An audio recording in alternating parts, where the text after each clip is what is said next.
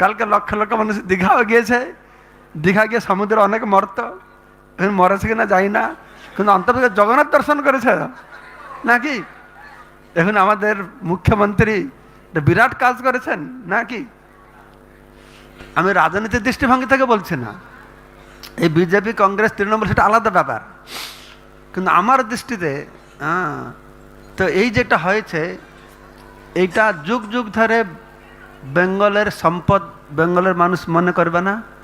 এখন প্রতিটা রাজ্যে যান, একটা বড় মন্দির আছে, ওড়িশায় একটা আছে, আন্ধ্রপ্রদেশে আছে, কি তিরুপতি বালাজি, শুধু বাংলায় একটা এরকম ছিল না, কিন্তু এখানে একটা হয়েছে সেরকম খুব ভালো, সেখানে লক্ষ লক্ষ লোক যাচ্ছে।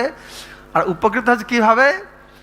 আমাদের সেই মন্দিরে পূজা পাঠ করার দায়িত্ব তো ইস্কনকে দিয়েছে, তো আমরা টার্গেট করলাম অত লোক আসছে, গ্রন্থ বিতরণ করবো আমরা।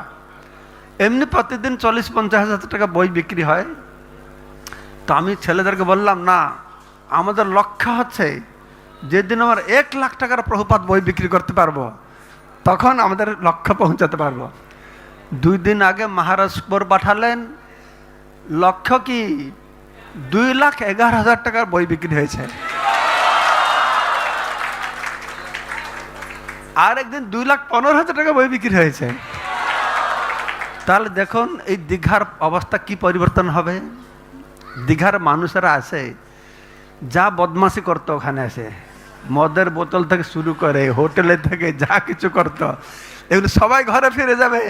এটা ভগবত গীতা নিয়ে, এটা জগন্নাথ বই নিয়ে বিরাট একটা পরিবর্তন।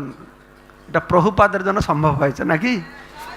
প্রভুপাদরা সম্ভব করতে পেরেছেন। লক্ষ লক্ষ মানুষ গীতা ভাগবত নিয়ে, জগন্নাথ বই, আমার জগন্নাথ বই প্রচুর বিক্রি হচ্ছে সেখানে যারা আছে জগন্নাথ মন্দির দর্শন করছে, তো জগন্নাথ বই নিয়ে যাচ্ছে। তাই হোক,